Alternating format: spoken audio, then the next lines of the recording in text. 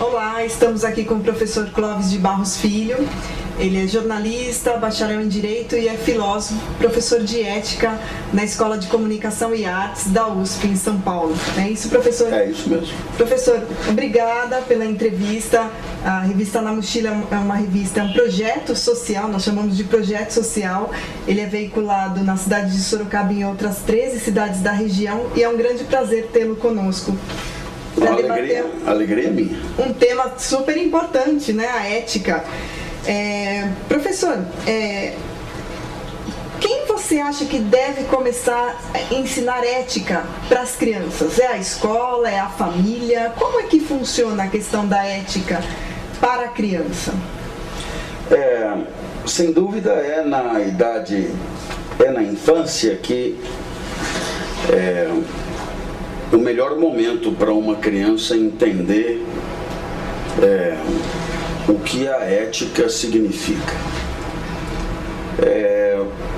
É muito difícil responder quem é a melhor pessoa para começar a ensinar, porque as pessoas são muito diferentes e têm competências muito diferentes. Mas é na idade da infância que a criança aprende que existe um zelo pela convivência, né? Existe uma consciência de que é preciso proteger a melhor maneira de conviver. E é também na infância que a criança percebe que ela pode ter apetites, pretensões e ambições que comprometam a convivência. Então, é nesse momento que ela precisa ser orientada no sentido de que todas as eventuais ambições que venham a comprometer a convivência deverão ser abortadas, transferidas, modificadas. E a infância é um excelente momento da vida para participar de situações onde isso fica claro. Eu não posso dizer que é a família o lugar ideal, porque muitas vezes os pais são agentes de deformação moral. Muitas vezes os pais, através de seus exemplos,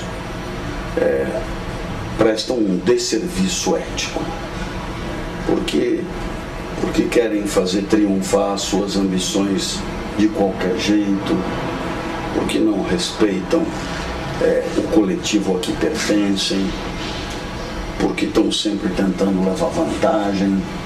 E aí então a criança está tendo em casa um modelo péssimo de aprendizado ético. Então eu penso que a escola poderia ser um espaço muito mais controlado para isso. O que ocorre é que nós não temos hoje, para a nossa rede escolar, professores suficientes para fazer esse trabalho. Então, na verdade, esse é o tipo de assunto, né? Reflexão sobre a convivência, esse é o tipo de assunto que todo mundo considera extremamente importante, mas para o qual não há nenhuma formação específica. Entendi. Você acredita que os valores, você dá aula em graduação também, os valores que nós tínhamos antigamente, que a família nos passava, de respeito, de verdade, de honestidade, eles estão se perdendo? A história da humanidade é a história da exploração, da humilhação, do massacre, da opressão. E, portanto, acreditar que um dia nós tínhamos valores excelentes que se perderam, no mínimo eu tenho a impressão que nós talvez nunca tenhamos tido uma convivência adequada. E é por isso que eu sou muito mais confiante no futuro do que no passado. Definitivamente o passado não é um bom exemplo. Portanto, temos a chance de fazer com que amanhã a convivência seja melhor do que hoje. Mas eu também não acredito em transformações radicais do dia para a noite. Acredito que as coisas possam ir melhorando muito devagar, degrau a degrau, como verdadeiros grãos de areia. Hoje, por exemplo, em lugares fechados, é muito pouco provável que alguém tire um cigarro para fumar.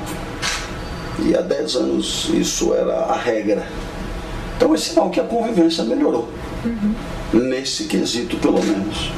O senhor poderia dar alguns exemplos do que os pais fazem ou poderiam fazer para criar cidadãos mais éticos?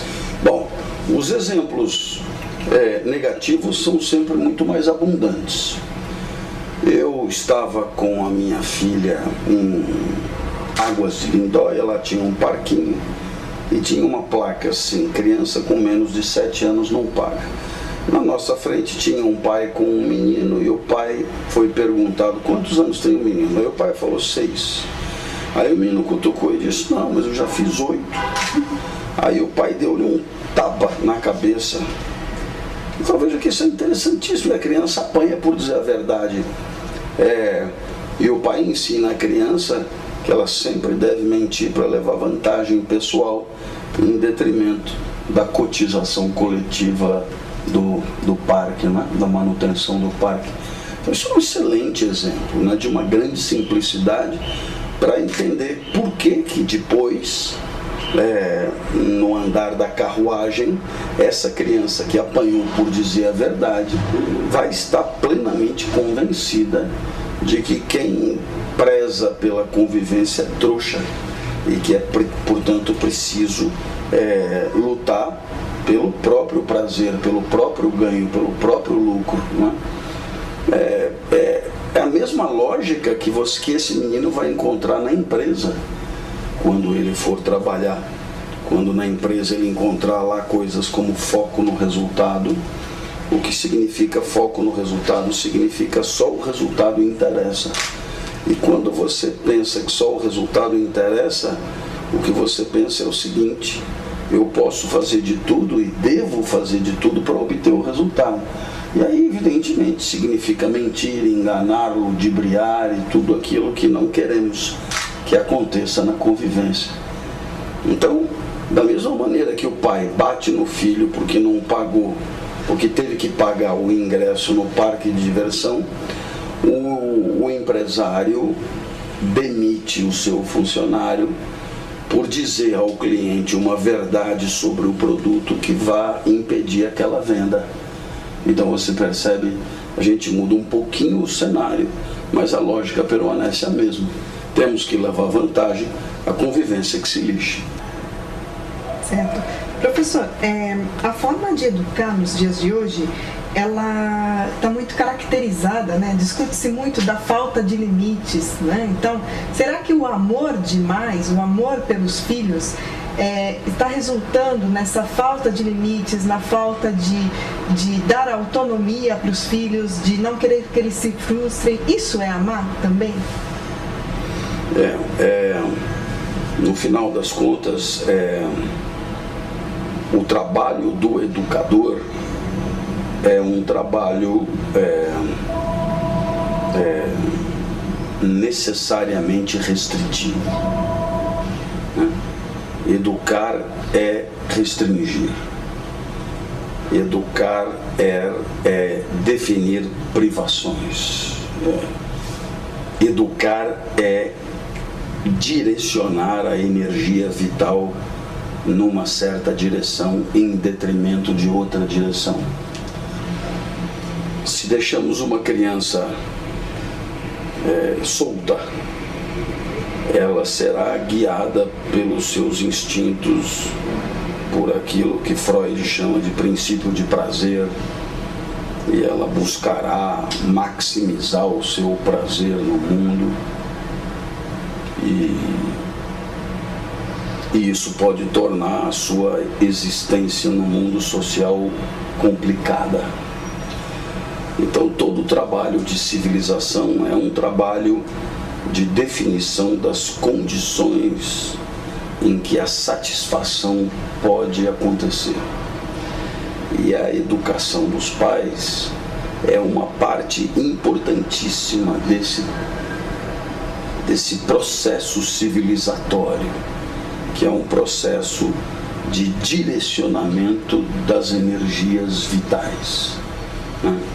E eu penso que quando esse trabalho não é bem feito, a criança tenderá a sofrer fora de casa as punições que deveria ter sofrido dentro de casa.